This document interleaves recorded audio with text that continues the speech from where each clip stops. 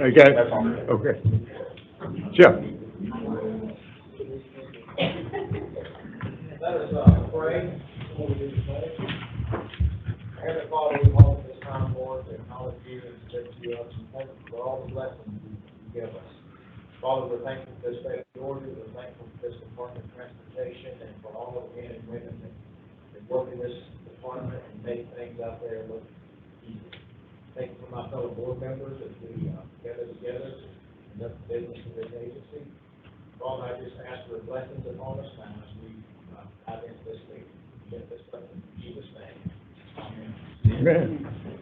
I pledge allegiance to the flag of the United States of America and to the republic for which it stands, one nation, under God, indivisible, with liberty and justice for all.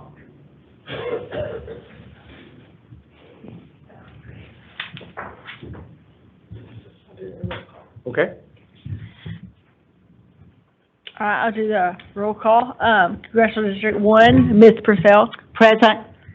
2, Ms. Williams. 3, Mr. McIntyre. Present. 4, Mr. Brown. Present. 5, Ms. Key. 6, Mr. Bowen. Here. 7, Mr. Thompson. 8, Mr. Golden. Here. 9, Ms. Dunn. Here. 10, Mr. Boswell. I heard you, thank you. Okay, thank 10, Mr. Boswell. Here. 11, Mr. Lewis. Here. 12, Mr. Morris. Here. 13, Ms. Lemon. And 14, Mr. Grappling. Present. Okay. All right. Thank you. I have approval of the minutes for the February 1st board meeting. I move approval. Second. Motion and second in the discussion. All in favor, say aye. Aye. Opposed, nay. Ayes have it. Minutes are approved. Okay. Now, approval of projects for April 24th for letting Albert Shelby. Well, good afternoon, Chairman Brown, Commissioner, and members of the board. I'm here to present the projects the department is proposing to advertise for the April of 2024 letting. Before we present April, here are the FY 2024 results. We have a total of 189 projects in fiscal year 2024. The chart shows the number of projects by improvement type. The value of these 189 projects is approximately $1.73 billion through the February 2024 bid awards. Of the 189 projects, 178 are GDOT let with an approximate value of $1.61 billion, and 11 are local let for an approximate value of $116 million. This chart shows the dollar amount distribution by improvement type, with maintenance, safety, and bridge projects making up the bulk of those types. Here are the results of the February 2024 letting. Of the 10 GDOT let contracts presented to the board, 10 were awarded. There was also a special letting in February for one additional project that was awarded. Now I'm going to discuss the projects in the April 2024 letting. We have a total of 16 projects with 13 GDOT and 3 local lets. The next 2 slides list those 16 projects arranged by congressional district.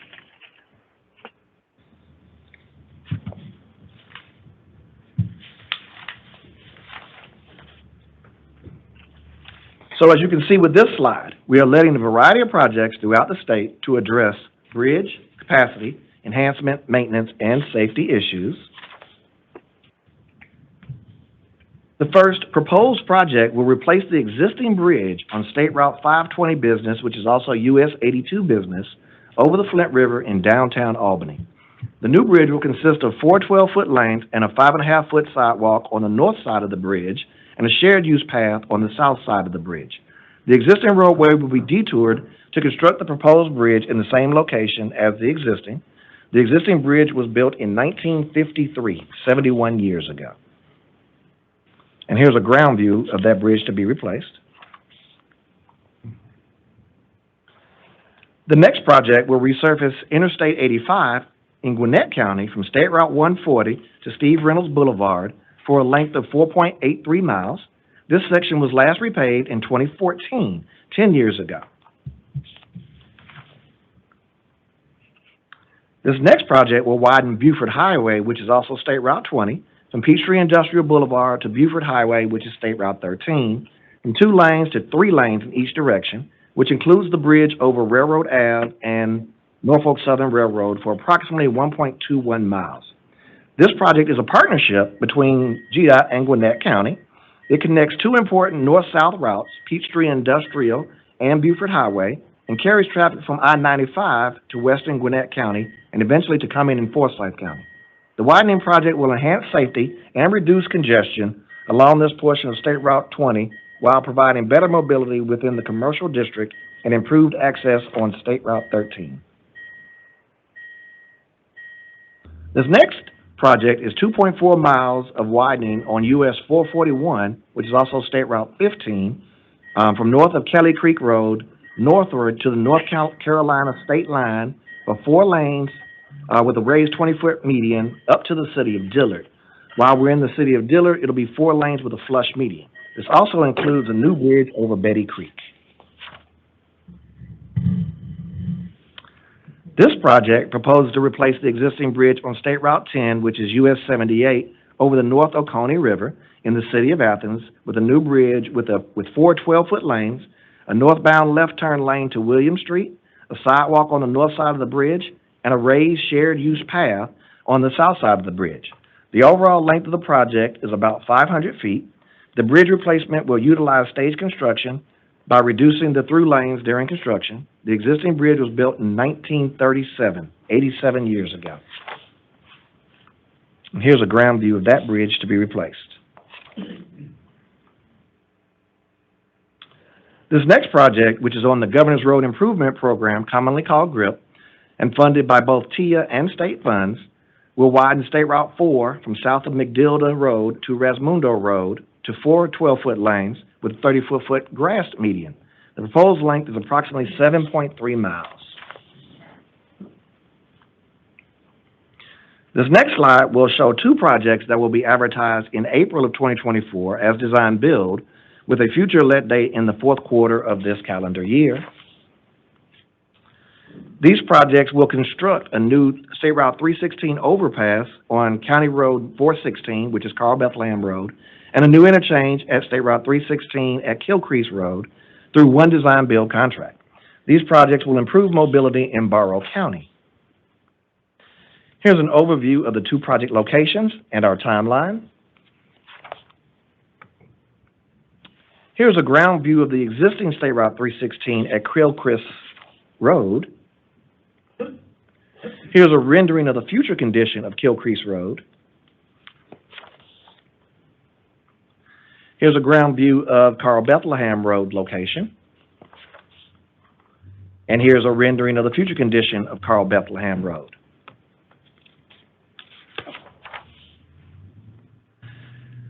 So we have 16 projects proposed for the April 2024 letting with 13 GDOT and 3 local lets. This chart shows the distribution by improvement types. The estimate of these projects in the April 2024 letting is approximately $185 million. This chart shows the dollar amount distribution by improvement type.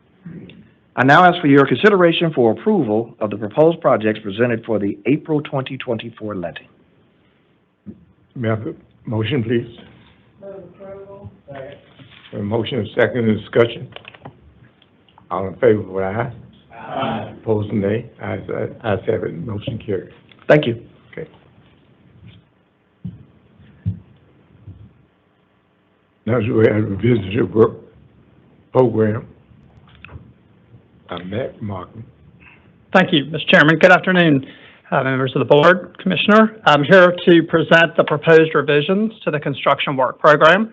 As I do most months, I have two sets of revisions to present to you. One is coming to you for the first time for your review. Those that you see on your screen here, there's 13 total projects for review this time. All of them are additions to the program. 3 of them are bridges, and 10 of them are projects to add additional truck parking on existing rest areas in parts of the state. See those here.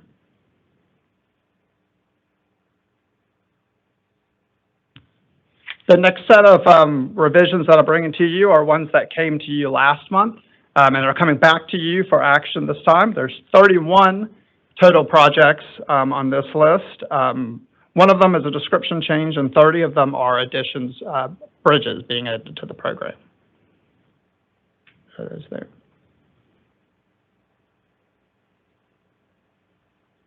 Be happy to take any questions. Otherwise, I ask for your favorable consideration of these requested revisions. Second. Motion and second, discussion. All in favor, vote aye. Aye. Nays, Thank you. Motion's approved. Second. County Commission.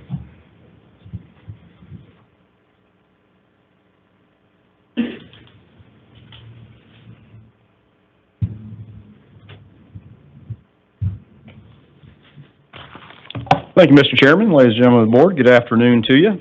It's always a pleasure to provide some updates of things that have been going on at the department. And as always, we'll start with our transportation fund collections for the month of February. $197.68 million in collections were received. $176.6 million of those were in the excise tax, and $21.2 million in the transportation trust fund. So that brings our year-to-date revenue collections to $1.15 billion. So excise consists of $993 million, and about $154 to $155 million are those transportation fees. So that is all good news. I just want to take a moment while we're talking about funding. Obviously, Josh gave you the legislative update this morning. The good news was the minibus was passed, and Albert just presented you a very robust letting number, which consists of federal and state, so we're glad to get back on track, and we'll continue to have some really large lettings through the rest of this fiscal year. But one of the things I wanted to share with you was just last week, there were some pretty big grant announcements that came out from USDOT. And as Josh mentioned, also in the minibus, there was a lot of congressionally directed spending projects that we'll get out to you. We just really got those last week. We need to sort of parse through those of what might be called an earmark, congressional earmark in your district. So we'll share those with you, and certainly work with the local governments, whoever were the grant application for that, or ever who the recipient of that congressional directed spending was directed at. We will have to administer those funds. So we'll work with cities and counties on that. But I just wanted to highlight this recent federal grant announcements in a sort of one category broken into 2 parts. The category is really Reconnecting Communities and Neighborhoods pilot program. The Reconnecting Communities is a discretionary program, discretionary grant program that came out of the bipartisan infrastructure law. And there was about $1 billion for this program over the 5 years of the transportation bill. And it really did 2 things. There was grant money for planning, and there was grant money for capital construction. So the first project that was listed from Reconnecting Communities is the I-16 ramp removal down in Savannah. And so the $1.8 million is to further the study that we are leading and in partnership with the city of Savannah for the planning efforts to see what it takes if we remove this ramp. That is where I-16 peels off, goes over Montgomery, and ties into MLK. When that was built in the 60s, it severed several neighborhoods and takes up, I forget, 8 to 10 acres or something like that. So there has been a desire to remove that ramp and look at opportunities of where traffic on I-16 would then enter and exit into the city. So that's what that's for. Separately, under the Inflation Reduction Act, or IRA, we've got so many alphabet soup letters going on here, it's hard to keep up with, but under the Inflation Reduction Act, the Neighborhood Access and Equity Grant Program identifies projects. About $3.1 billion nationally was made available, again, for a similar purpose, to connect communities, to support neighborhood equity, safety, and affordable transportation access while mitigating the environmental impacts. So that was a good announcement here. The Stitch Phase 1, which is just outside our window on the downtown connector, just below the MARTA station overpass over the downtown connector. There is a master plan to basically cap over the downtown connector to create green space, parks, and reconnect a lot of the grid network that was severed when the interstate came through Atlanta and when it was subsequently widened. So this is actually money for construction. We are working with the Atlanta Downtown Improvement District and the city on this project, and this will go a long way to further the first phase, which I think is 4 to 5 acres of park space. We plan to have a presentation to you later with more detail about this sort of really unique project. The other project, $50 million to the city of Atlanta for the Beltline, basically from the Beltline to the Flint River Trail down in Clayton County. So this will advance a trail network system that connects to the Beltline. And over in Athens, Georgia, and not too far, Jamie, from your place of business, Hawthorne Avenue and Oglethorpe Avenue, planning money to study that very busy intersection and the community impacts there. And then lastly, one that I'm excited about is $500,000 to Macon for the Pleasant Hill neighborhood. And as all of you have traversed through Macon, Georgia, over the last about decade, with the construction that's going on there, our first phase of construction that we did on I-16 and I-75 was mitigation in the Pleasant Hill neighborhood community, where we built linear parks, reestablished curbs, put sidewalks, covered up a open drainage ditch, and basically made green space out of it. And that's been such a success. The community has continued to try to build on that success that we started with this project and to expand that. As you recall, too, we actually have and still working to do replacement housing for low-income folks in that area. So doing a lot of work. So that money will further that process. So just wanted to share those with you, sort of items of interest, and we'll take deeper dives on those unique projects as they develop further to keep you informed. Next, as always, talk about our employment data from ending last month. I was going to say February 29th. We got an extra day last month, so maybe that helped our numbers. We have 3,916 employees being full-time. We hired 52 employees and only had 46 separate, so that gave us a good net positive of 6 across the state. And you heard Scott Chambers earlier talk about how much their headcount had grown over the last year and a half or so. So I certainly appreciate everybody's efforts there, because at the end of the day, it's really about the people that do the work here at GDOT that make it happen. And a couple of people I just want to recognize real quick that won't be with us. This person won't be with us next month is Selena Reardon, who is our Director of Finance. You have seen Selena present here before. She has announced her retirement, and her last day in the office is actually next week. So I want to thank Selena for her dedication and commitment, for doing a great job. And as Angela gets up here and talks about finance, you see how complex it is, and Selena has done a great job over her career in state government. So thank you for that. The other thing that makes recruitment easier is if you don't have to recruit as much. So retention is very important. So I just want to take a moment and recognize somebody for being with us, and I'm hoping this is a commitment for another decade, but I'd like for Brad Saxon to come up here to receive his 30-year certificate.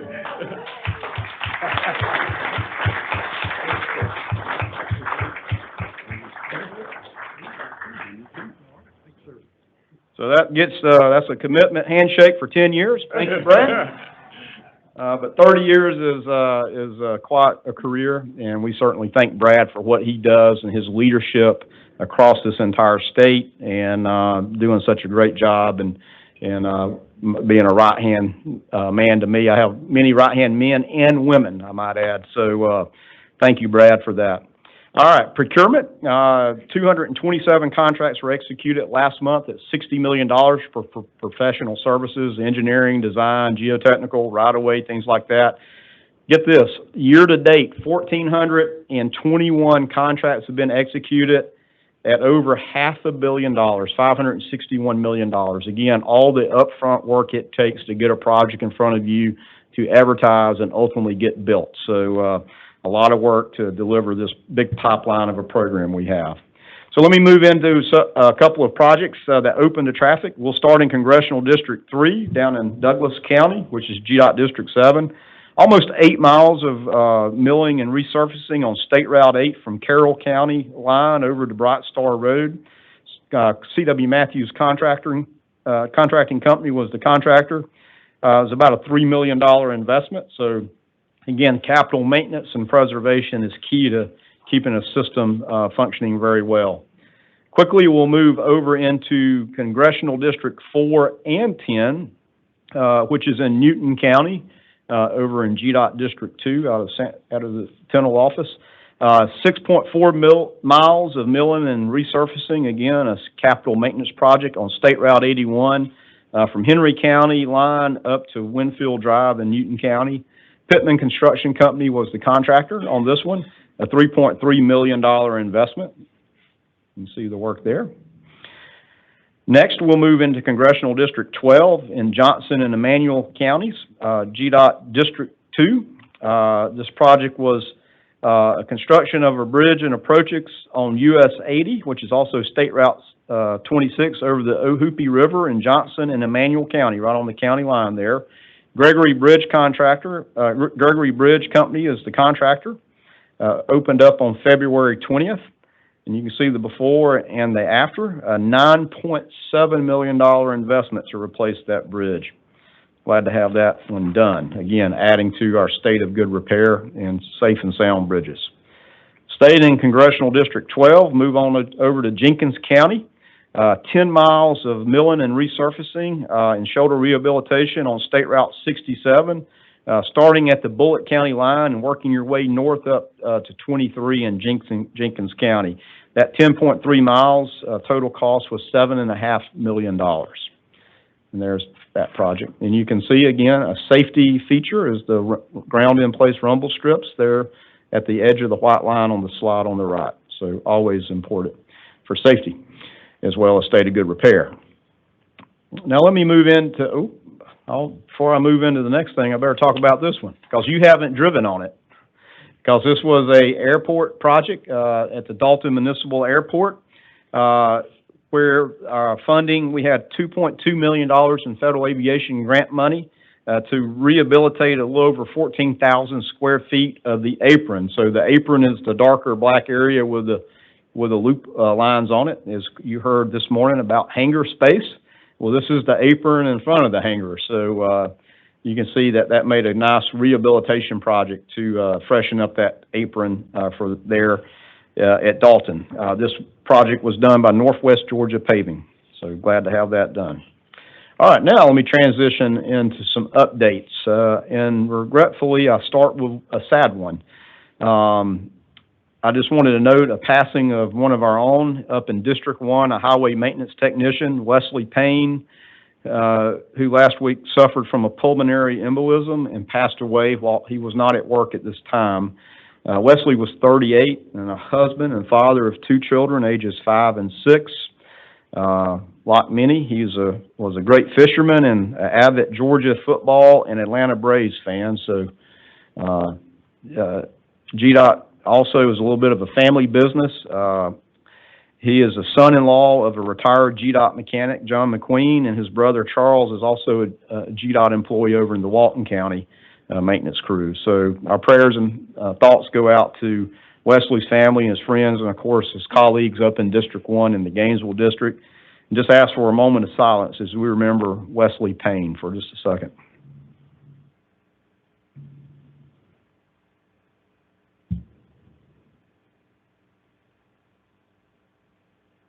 All right, thank you very much. Now, on a much more positive note, and as it is Women's History Month, Earlier this month, the United Way of the Coastal Empire held its annual Women Who Rule event at the Savannah Convention Center. And none other than the 1st Congressional District Board member, Ann Purcell, was part of a 3-person panel who discussed the topic of reliable rides, the importance of independent transportation, and answered a lot of transportation questions while at this event. This event raised $27,500 for the Women United Transportation Fund, which supports Coastal Empire residents who need reliable transportation to get to work, to get to school, medical appointments, and by providing bus passes, gas cards, or even money for minor vehicle repairs to women who are in need. And if you rode up and down the interstate, you might have saw a billboard. So I don't know how many of you have your own billboard. So that's pretty awesome. So let me just talk a little bit more about this important initiative that Ann supported. The Women Who Rule campaign's been around for 13 years and clearly is having an impact on many. In fact, I understand the Women United Transportation Fund has raised $91,000 so far this year. Is that correct? So, and that just goes a long way to a great cause. So you all do amazing work, but certainly want to highlight this impact here in the Coastal Empire community, and thank you for representing so well. Congratulations. Well, March is also the start of baseball season, and I wanted to update you on a few curveballs. I knew I'd get a few of you to look up when I said baseball. The first curveball was one we recognized early in the pitch, and we took action to adjust to the curveball as that came our way, and this is due to us having to close State Route 280 up in Cobb County, South Cobb Drive, Fairground Street to be exact, from 280 from the Cobb Fairground Street over to Cobb Parkway in northwest Atlanta. If you looked at the screen to the bottom, you can see Lockheed, and so you know where that is, easy to find. The reason we were able to adjust to this curveball was because we had done some work last summer and had identified the need for an emergency culvert replacement when we had heavy rains just a week or so ago, and there was more washing and actually some collapse in and around the culvert. This culvert that we were having to replace was built back, as far as we can tell, in the 40s, when there was something called the Bell Bomber Plant at this location, and it was not a state route at that time. So we've done a lot of research in looking at this culvert location. At some point, South Cobb Drive was widened at some point and became a state route, I think somewhere maybe in the 50s or 60s, as I recall. So we want to commend District 7 team for their response to this, and especially Brandon Clayton, who assembled a group of stakeholders, including Dobbins Air Reserve Base, Lockheed Martin, and worked closely with them. This is through a secure fenced area if you go down that route due to Lockheed's type of work. So access and working with Lockheed was very important. We, of course, have pushed out this information through all our channels, through 511, through the media, and continue to work with the media. We have this replacement work to basically take this culvert out and rebuild a concrete box culvert. Our target goal is it's going to take about 8 weeks. We've certainly worked on detour routes and information, and the media has picked it up, obviously. The good news is there are other ways around, but that is a very busy roadway as well in that area. So, again, just a big shout out to Brandon Clayton and District 7 for meeting with so many people and gaining us access through at Lockheed as well. And we'll keep you posted, but hopefully we'll get this done very quickly. The next curveball that we really didn't see coming, we're in the batter's box, but couldn't figure this one out, was on March 13th, a lowboy carrying an excavator struck State Route 247 bridge in Bibb County. On 247, it struck the State Route 11 bridge at this location. This location is down near the airport, if you know where that is. And unfortunately, when this excavator struck the bridge beams 2 and 4, one beam was completely knocked loose from the deck. The deck is the part you ride on. So the beam and the concrete became unattached, which is not good. And also the impact of the excavator and the truck made the beam, which instead of is straight, it's like seeing a warped 2x4. It put a 4-inch warp into the beam. And so that was one beam. The other beam did not become attached, but it also moved about 4 inches of sweep or bow in it as well. So that is not safe to drive across, so we had to close it. It is a very unique intersection. We've detoured traffic off of this. This is actually sort of a ramp bridge, and so traffic is simply able to make a right turn and go down and do a U-turn very close. But we are working on repair plans. The beams can be repaired, and so we're working on those repair plans, and hopefully we can have a better update on the timeline of that. It takes a while to do those repairs and modify. These are steel beams, so it takes a little bit of done. But always a curveball, right? So that's my baseball analogy. That's as good as it gets today. So, all right, let me move along into something totally different. Last week, we had really solid representation from GDOT at the premier public-private partnership conference, which is called P3C. Is an annual conference that promotes alternative project delivery, methods that effectively advance, build, finance, and operate America's essential infrastructure. Everything from transportation to college, dormitories, hospitals, prisons, everything in the public-private sector is sort of represented at this conference. The participants at this conference include, obviously, the public sector, but the private sector, including equity investors, developers, contractors, legal and financial advisors, and many other people that are in this public-private partnership space. I have to say that we as GDOT were very honored to participate on several panels. Deputy Chief Engineer Mark Mastronardi was on a panel titled Procurement Risk and the Impact to P3 Success. So he was representing Georgia, and also Senior Legal Counsel Helen Pinkston Pope was a panelist at the closing session, which was sort of a wrap-up of the 2 days, 2.5 days of sessions. And so she represented GDOT at the closing session. And I was very honored to be participate in the keynote alongside Tennessee DOT Commissioner Butch Ely. We did a keynote sort of opening panel discussion for the group, and Commissioner Ely said that he stole Georgia's secret sauce, and he was going to show it on the screen, and he threw up on the PowerPoint this most complicated formula you've ever seen. And he said, that's what Georgia does. And so anyway, he made poking a little fun at us, but we're always glad to be in competition with our neighboring states. So part of the highlight of us being there too, as you recall last month, Tim Matthews gave you an update on the I-285 express lanes, that we were starting the request for information process. And we had a lot of interest while we were there, people talking to us about how interested they are in supporting the express lane projects on I-285. So that is a very good sign. We always remind them that we are the #1 state to which to do business, and glad that Georgia is always on their mind. So it was a great conference, and glad to be there. Next, let me call your attention to the BAT presentation you got back in January. I'm sure you remember the BAT presentation, but just want to update you on some really important progress since then.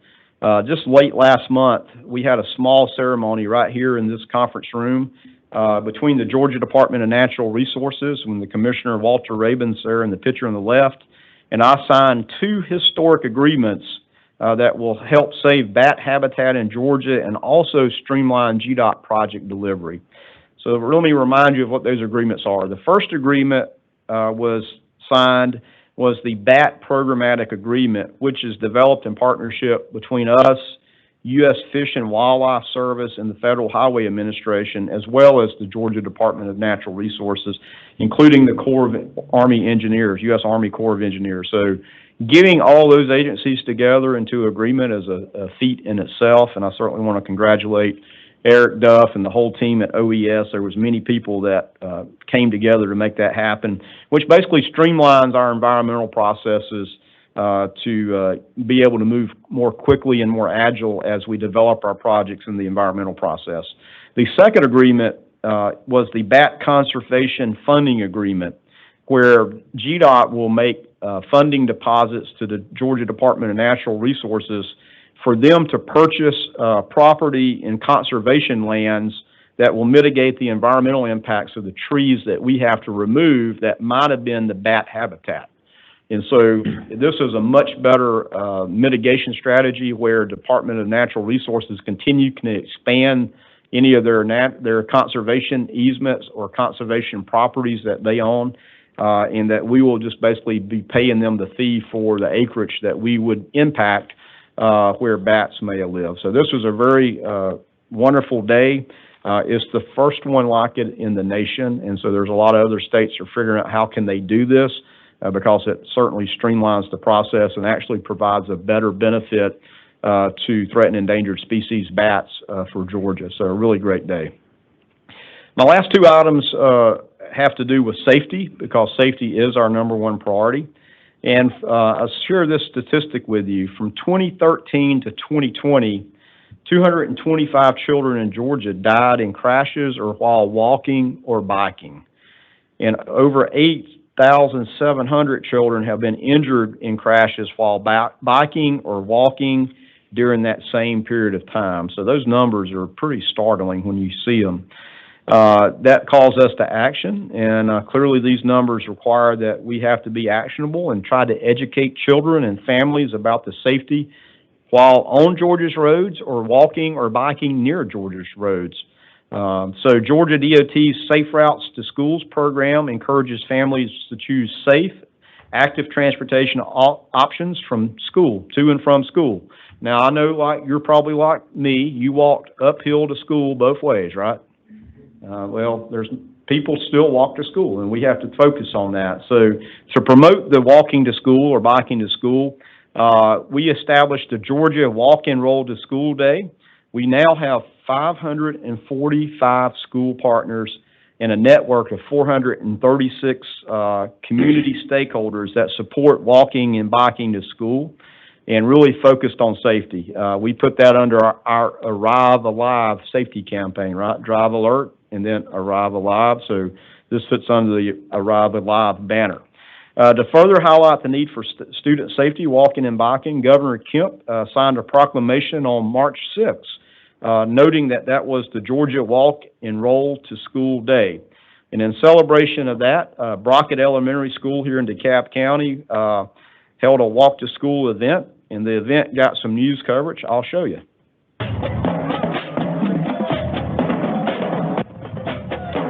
This morning, it's a celebration in Tucker to get kids moving. The 15th annual Georgia Walk and Roll to School Day started just before the sun came up. The event promotes safe and active ways to get to and from school. Students, parents, and staff walked from Mount Moriah Church to Brockett Elementary in Tucker. The principal says physical and mental fitness are connected. It's important that children are physically active, and we encourage that, and when we encourage it, we have to also model it. So I'm a big proponent of if you're physically fit, you can be mentally fit, which helps you with academics. Oh, true. The celebration continues inside the school with an assembly and treat bags for students. We're certainly glad to have that coverage on the TV news. And again, a shout out to our safety team over at Traffic Operations for, again, focusing on trying to educate students at an early age. And the second topic, the last topic I have, is trying to get to those students that are a little bit older. And just want to highlight that we did hold the Clayton County Safe Driving Summit, and a special thanks to Dana Lemon for providing open remarks, just as many of you have done, and for attending the event and also making those introductions to the school superintendents and school systems. We still need your help with that so that we can get more safe driving summits into your congressional districts and with the connections that you have. We had approximately 300 students attend at Clayton County, learning all about the consequences of distracted and impaired driving to better understand the importance of the safe driving practices, the key, 43 key seconds, right, that you all are familiar with. To date, we've had more than 5,000 Georgia students attend a safe driving summit. So that's a that's a mark, a really nice mark to achieve, but we've got to do more than that. So we look forward to having some upcoming safe driving summits, the next of which is March 28th at the Madison County High School in Danielsville, Georgia. And then we'll have one in April 10th at Georgia Military Academy in Milledgeville. And then on March 26th, I guess, that's the next one coming up, the next one coming up is a very special presentation to the students of Lakeside High School in DeKalb County. Lakeside High School has been tremendously impacted in losing 5 students here in just the last, I guess, not even a year, due to different crashes. And so the school administration had reached out to Georgia Georgia DOT due to our involvement in another program called Teens in the Driver's Seat, another program that we support and help. And so through that, we were able to then partner with Let's See 43 of the Safe Driving Summits of what you are familiar with. And I would say that Mike Luxenkirchen is going to deliver a more compact message, truly trying to respect the lives of those 5 students lost, because it is still very near and dear to the families and the students at Lakeside. So we certainly appreciate Mike and Sam Harris and our team adapting the Safe Driving Summit down and compressing it down, but really try to get a message out to these students that have certainly been impacted. So it's really awesome to see. And I had the opportunity to meet with Mike I'm trying to think if it's this week or last week. I just met with Mike this week or last week. And I guess it was this week. And he is certainly committed, and he certainly brags on what each of you have done to be supportive of Let's See 43. And he wants to double down, and we're going to try to double down and have more opportunities for these safe driving summits to turn these numbers around. So, Mr. Chairman, thank you. Thank you for allowing me to report, and be glad to entertain any questions or comments you have. Mr. Chairman, Yes, I don't really have a question, Commissioner, but I found this magazine in my mailbox. I don't know how many of you got one. And you know, being Georgian of the Year, I think we need to have some kind of congratulations to be on the front page of the James magazine, and Georgian of the Year. yes. And we're so happy I am for that to happen. Thank you.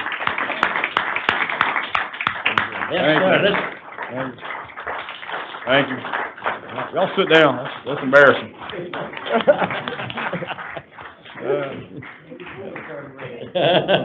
I've never seen your face turn red before. Come on. You don't want to play cards with me. I get a good hand. But probably do want to play cards with me. But thank you, Mr. Bowen. Listen, thank you. That's not deserved. What is deserved is the recognition of 3,900 employees. I just get to be the face of that. And it's not a good face, but I get to be a face.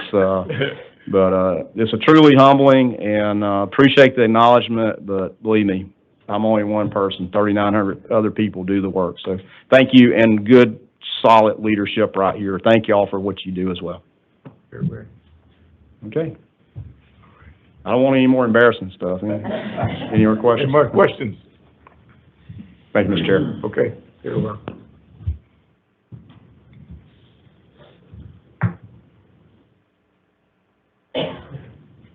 Next item on the agenda is the action item for NEPA round 1, and Ms. Heath. Mr. Chairman, Yes.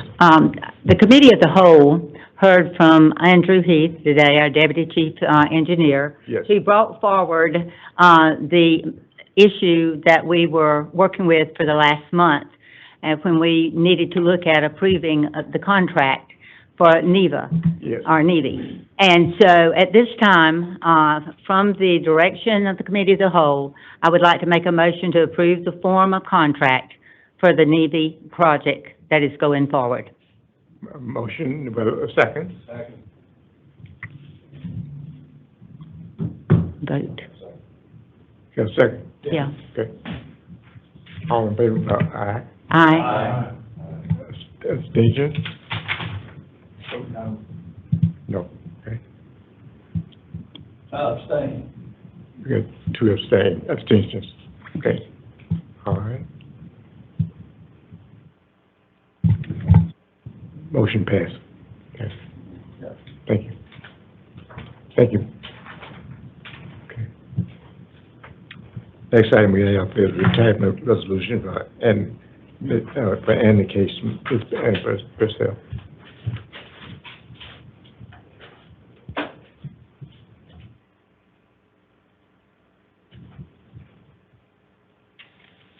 Mr. Chairman, I bring to the attention of the board the retirement of an individual. But before I get into this resolution, let me say, do not pay attention to my colors because I am a fan of Georgia. But I just want you to know, if I'd had my blue jacket today, I would have worn it. Because this honoree that we're paying attention to today, Andy Casey, he is a graduate of Georgia Southern, and he joins many of us in this room as now an alumni of Georgia Southern. So Andy at the podium at this time. And he's wearing blue, so you see his support. I support all schools. But nevertheless, you know, it thrills me to come before you today. We have had a young man that has been involved with GDOT for almost 3 decades and has been very outstanding in the work that he's done for us. He started as an intern, our intern program. He's an example of that. 1 year, and he was immediately sold on being a part of GDOT. So at this time, I want to bring you the resolution for consideration of adoption by this board. Whereas Andy Casey is retiring from the Georgia Department of Transportation after 28 years of dedicated service to the state of Georgia. Focused on roadway design, Andy has been pivotal to the delivery of hundreds of transportation projects throughout our state during this tenure. Whereas in 1995, Andy, a graduate of Georgia Southern University, go Eagles, began his career at the Georgia Department of Transportation as a summer intern assigned to Lawrenceville office, and 1 year later, he accepted a full-time position with District 1 Roadway Design, which was the beginning of his long and impactful career at our department. And whereas Andy has held many titles with District Roadway Design and the Office of Roadway Design, in 2005, he was promoted to the Design Group Manager, and in 2006, he earned the title of Assistant State Roadway Design Engineer. Then in 2011, Andy was promoted to his most recent role at the department, State Roadway Design Engineer, where he is known by all to be an excellent leader, and whereas his expertise coupled with his technical knowledge has resulted in significant savings of our tax dollars and tremendous positive impact on Georgia's transportation network.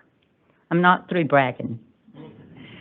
Whereas Andy is the recipient of numerous transportation-related awards, including the 2002 Commissioner's Merit Award for his role in the design and delivery of the widening of State Route 20, and the 2016 AASHTO Subcommittee on Design National Award for his exceptional contributions.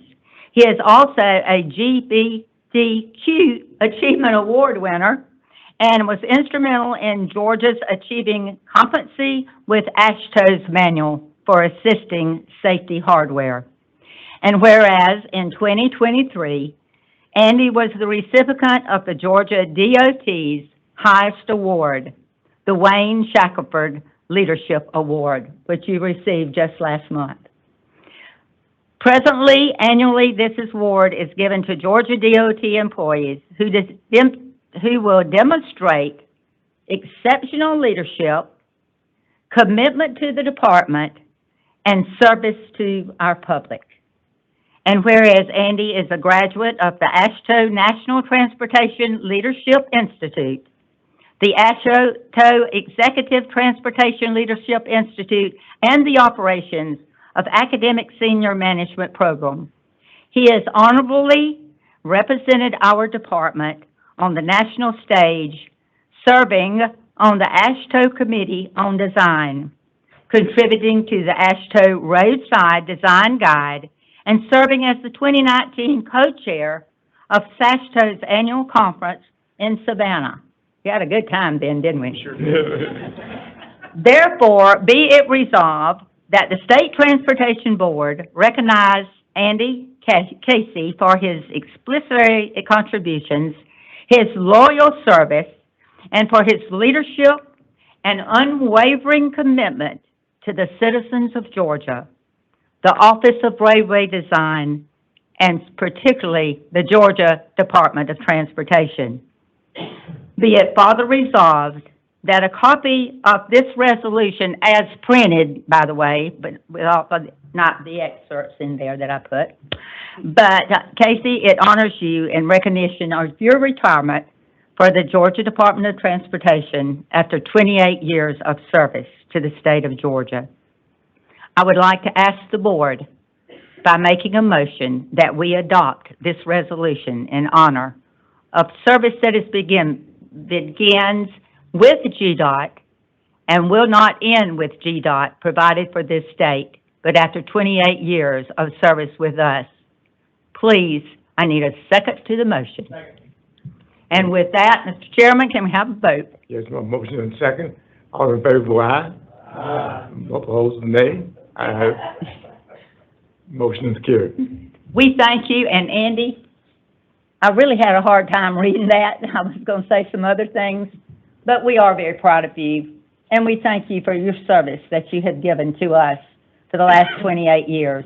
And it delighted me to be able to say in honoring the beginning of this service started with an internship that we continue to sponsor throughout the state of Georgia. So with that, if I can have resolution.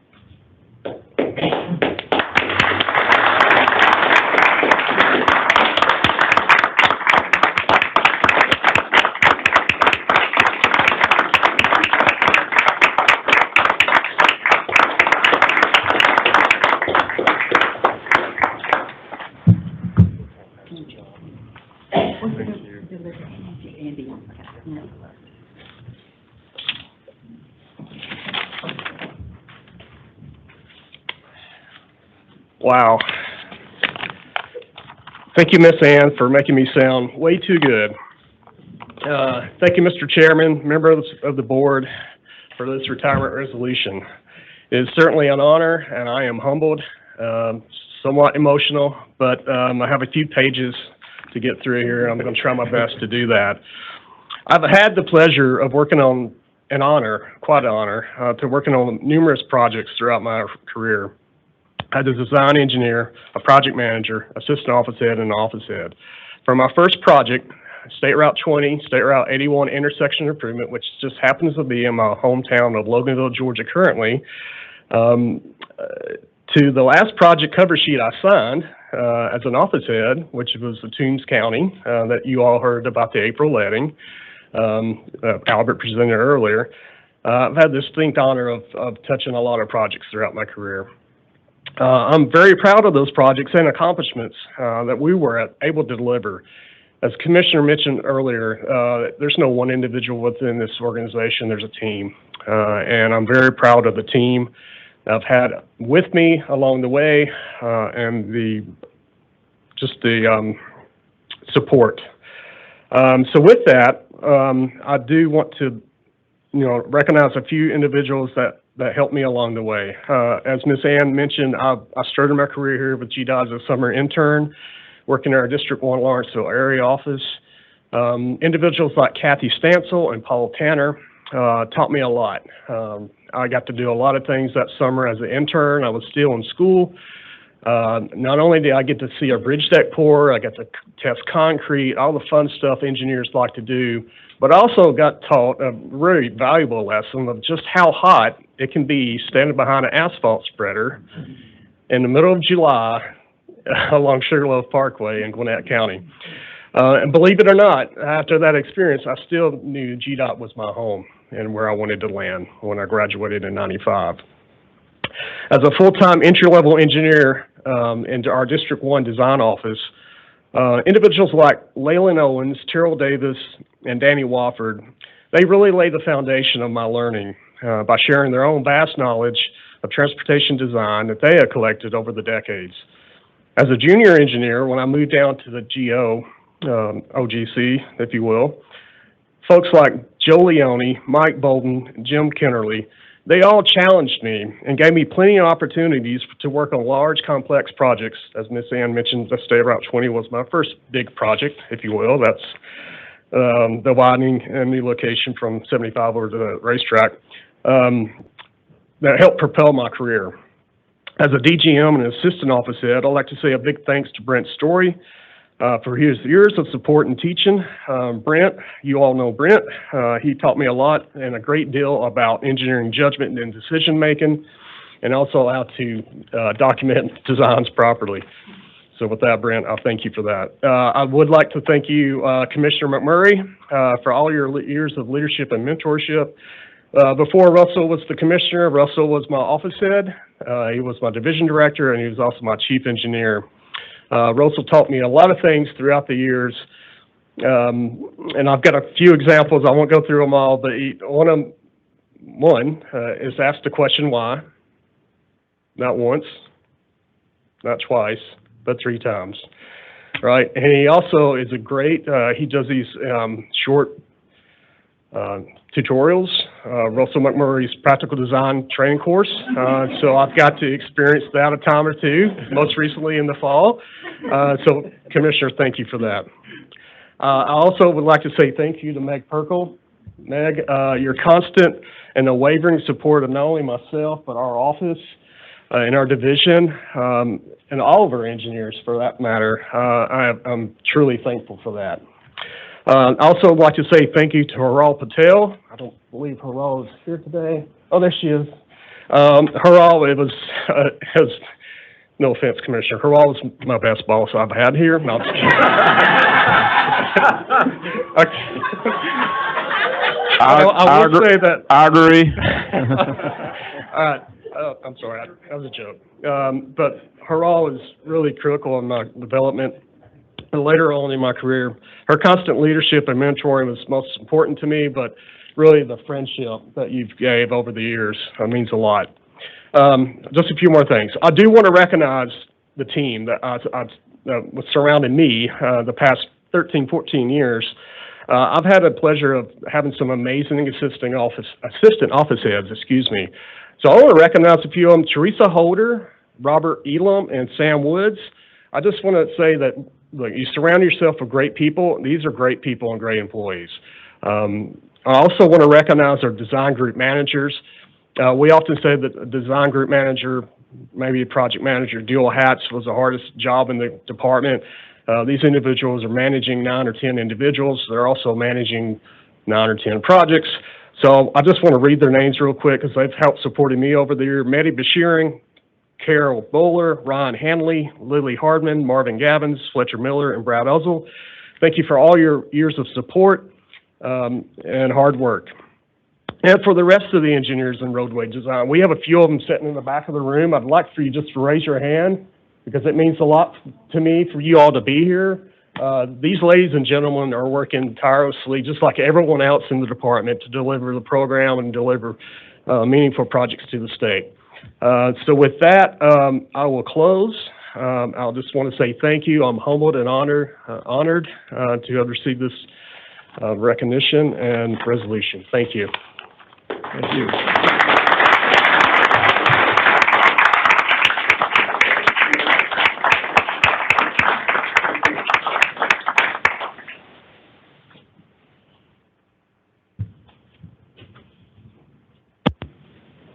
Now, Mr. Jeff Lewis, Resolution Board Member Craig Martin.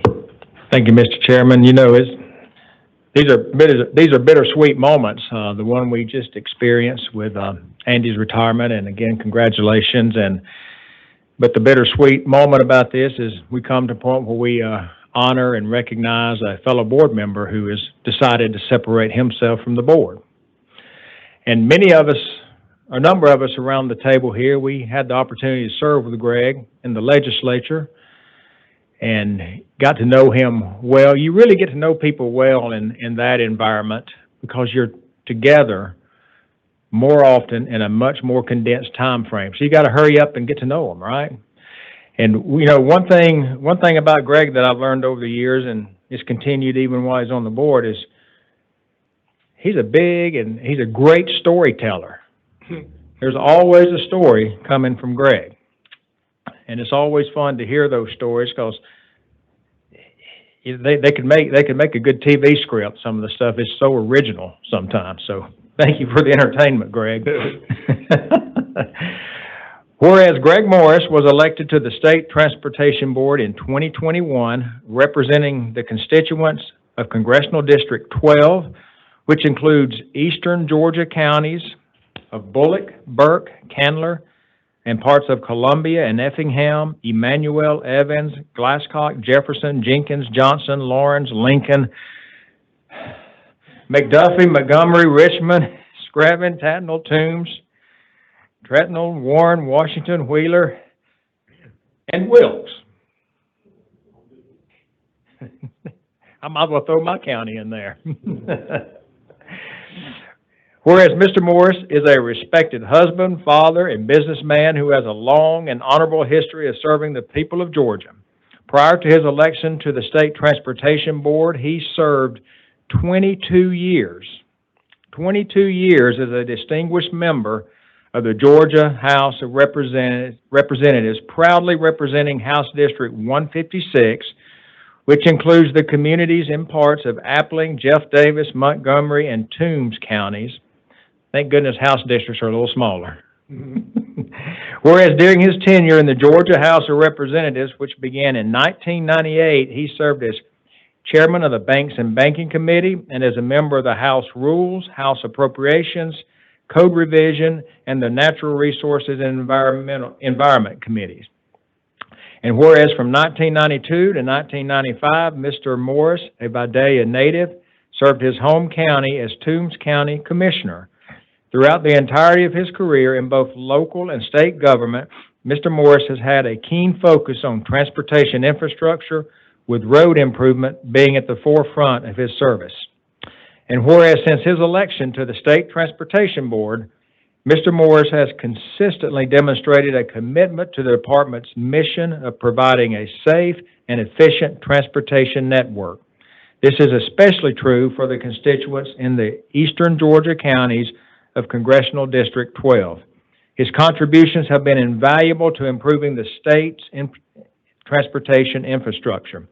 And whereas Mr. Morris holds a degree in political science from the University of Georgia, and his more than 25 years of service to the state, including his time as the Toombs County Commissioner, as an honorable member of the Georgia House of Representatives, and as a respected member of the State Transportation Board, demonstrates his commitment to the state of Georgia. Therefore, be it resolved that the State Transportation Board recognizes Greg Morris for his dedication, hard work, and respected contributions to the advancement of Georgia's transportation infrastructure. Be it further resolved, a copy of this resolution shall be spread upon the minutes of this meeting, and a suitable copy be presented to Greg Morris in honor and recognition of his tenure on the State Transportation Board of Georgia. And Mr. Chairman, it gives me a great deal of pleasure to make the motion asking this board to adopt this resolution. I so move. A motion, a second, and discussion. All in favor, vote aye. Aye. Opposed, nay. Ayes have it. Congratulations, Mr. Morris.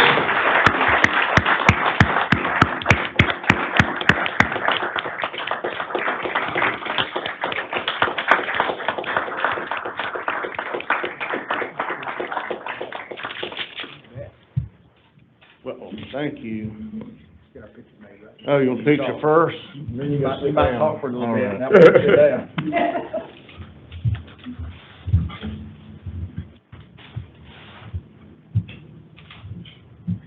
Okay.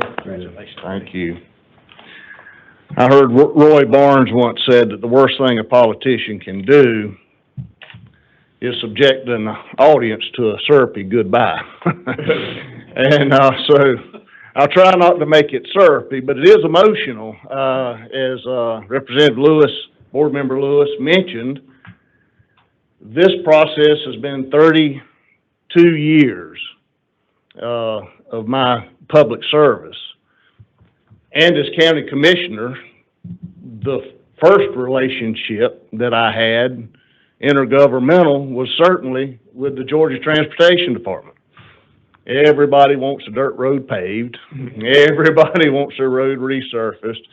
So I began very early on understanding and appreciating the Georgia Department of Transportation. Being in the legislature and looking back, and at my age and at this part of the career, that's what you do a lot of, is looking back. And I look back at 3 votes that were particularly meaningful that I made. There were a bunch that we made together, but there were 3 in particular that mean a lot to me. One was a dual enrollment, to where students could go ahead and start their college education while they were still in high school.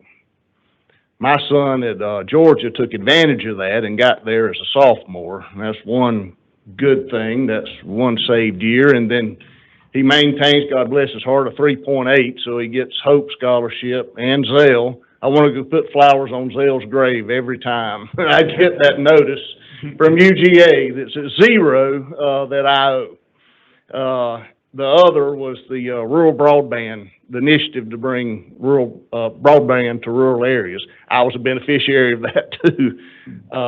We were discussing that earlier.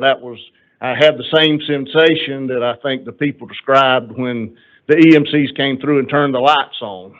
When we had rural broadband about a year ago today, it was nothing short of miraculous.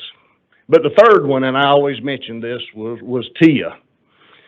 I'm telling you, I remember when I got to the legislature, and elected in '98, and when I got there, we were so keen on the 4-laning of US 1 and the bypass, and what could we do to accelerate this, and the economic growth that would come, and what it would mean to the community. It was that long. It took 22 years. I never would have dreamed.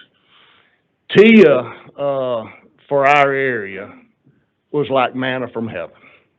It has changed our community, and the fact that the Georgia Department of Transportation has executed that initiative so well, people are actually happy with us.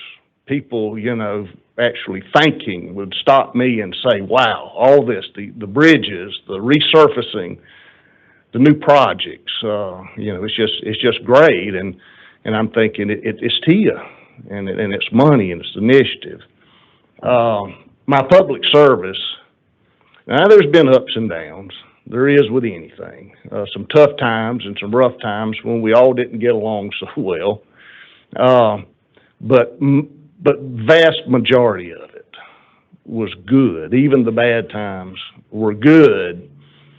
And it has been so enriching. I told a leadership class at home, that being in public service, however you do it, serving on boards, volunteering, will enrich your life in ways you cannot imagine. But the best way that it enriches your life is the people that you meet, and the people that you work with, and the people that you come to know that otherwise you wouldn't have known had you not been in public service. And if I started mentioning names from the Transportation Department that through these 32 years that I've come to know and appreciate, I would omit somebody, and then the minute I sat down, I would regret it. But so I won't start trying to name names. But I told my replacement that replaced me in the legislature, he said, well, what do I do, this and that? So I tried to help, and I said, know your district engineer. Know your district's engineer. You don't need me. You have a good relationship. We have good divisions, and your district people will help you and look after you, and they'll do you like they did me, made me look better than I deserved. People would thank me for things, as you were saying, Commissioner, that I really didn't have anything personally to do with. I just made the request. So the district engineers and the district offices that I've served with, as a member of the legislature and as a member of the board, I think for me deserve a special mention. In the aggregate, I could start naming names, from the lowest person I've stopped and had conversations with about a project they were working on to the district engineers themselves. They were a great deal of help to me. So it has been an honor to serve on the board. I think it's the best board in the state, and we have a good set of boards all across the state. But I don't think there's any that serve a higher purpose and a better purpose and do their job better than the Transportation Board and the Georgia Department of Transportation in general, I think is the best. And I find it not ironic, but in some way comforting that where I started my career was overlooking the roads and bridges on the Toombs County Commission. I was 26 years old, I believe, when I got elected. I knew how to drive on a road. That was it. I didn't know anything. And I started out in transportation. I'm ending up in transportation, and I couldn't think of a better place. So thank you for the honor, and thank you for the privilege of working with you all on the Georgia State Transportation Board. Thank you.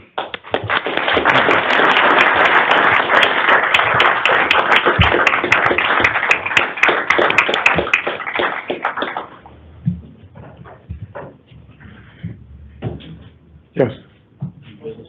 No, new business, Michael. Michael? Yes, sir.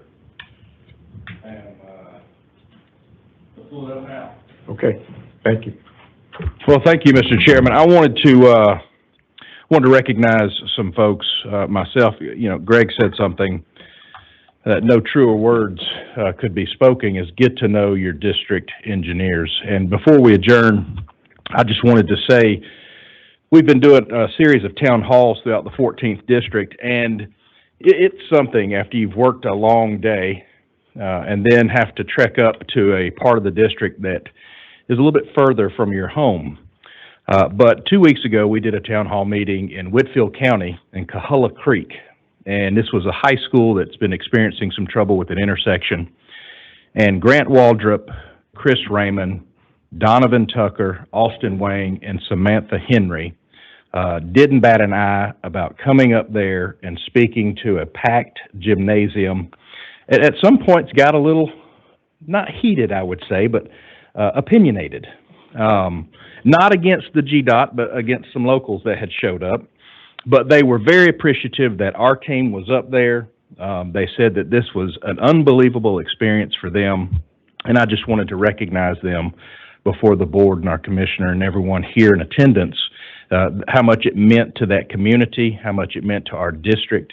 And I will give a report that since that meeting, the local sheriff's office in Whitfield County and the Varnell Police Department have taken action and are looking at that intersection and have a local patrol officers there when school comes in and when school goes out. So it meant a lot to those locals, and I just wanted to recognize our GDOT engineers and staff for making it a point to get out into the district. Thank you, Mr. Chairman. You're very welcome. Any other business to be brought before the board today? If not, meeting adjourned. Congratulations. No, the magazine. What's the magazine? That and about